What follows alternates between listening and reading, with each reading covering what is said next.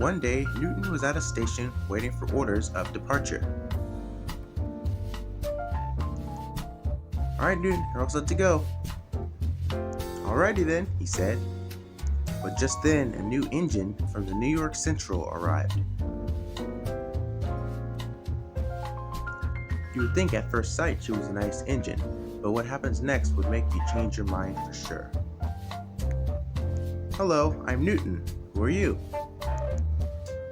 The name's Ann. I'm from the New York Central. The New York Central? Wow. Yep. Then she looked at his cargo. You must be old and tired because you're pulling such a small train suitable for a tank engine. How dare you! I am not old and tired. Newton was so cross that he puffed away. Andrew was resting in the siding when Ann showed up. Oh, hello there. I'm Andrew. You look like a new engine. What's your name? My name's Ann. Ann, huh? Great. Where are you from, Ann? I'm from the New York Central. It's where the best of the best steam trains come from. And for one, they don't laze around in sidings like you. What? I'm not lazing around. I don't want to hear it. I have jobs to do. I'll see you around, Andrew. And then with that, she puffed away, leaving Andrew speechless.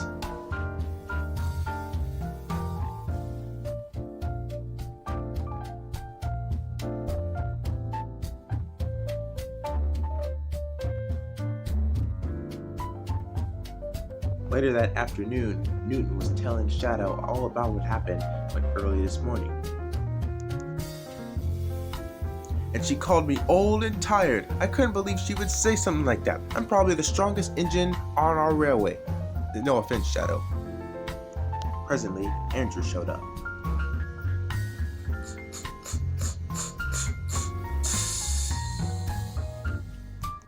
Hi, Andrew, said Shadow. Did anything happen to you about that new engine today? Newton here was telling us about what happened to him about this new engine. Yeah, as a matter of fact, it did, said Andrew. I was just resting on the siding after pulling my morning train, and then she pulled in and said that I was being lazy and that an engine suitable for a lot of work should be doing a lot of work. She said that something about trains on her railway, the New York Central, were apparently supposed to, do better. Who does she think she is, coming on our railway saying such things about us like that? If it were up to me, I would teach her a lesson. What do you guys think? The other engines want no part of it. Come on, guys, she needs to be brought to justice. We can't just let her stomp on us because she's from New York Central. The engine still wanted nothing to do with it. So, Newton was on his own, and he devised a plan secretly. The next day, Ann was instructed to pull the North Pole Express. She was feeling quite pleased with herself. Just then, Andrew passed by. Good morning.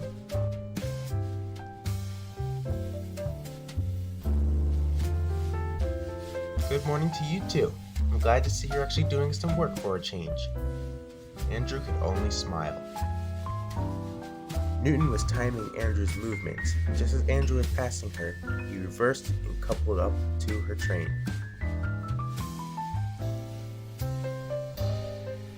His driver coupled up the train. His driver was just as upset as he was because of her driver being rude to him. Alright, Ann, you're all set.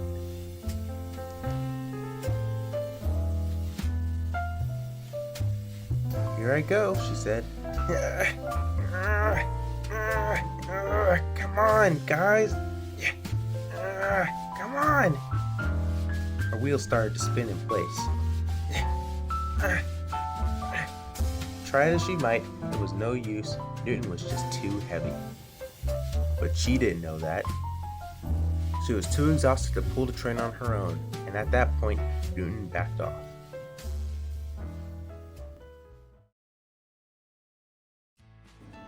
She was so tired they had to send another engine to help her. Come along, he said. and was so tired she couldn't respond.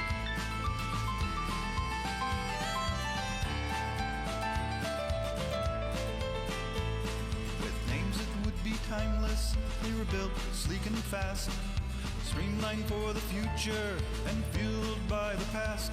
They were tall as iron giants, cloaked in their steel shrouds, like chariots from the future, arriving on misty clouds. New York Central, And at last they arrived at the rail station. and machine, fire, smoke, and steam. New York Central. Ha ha ha ha, well, it isn't little Anne. I thought the New York Central had the best engines in the world. Who knew they needed to be double-headed? Anne was too tired to respond. I think Anne learned her lesson. Do you?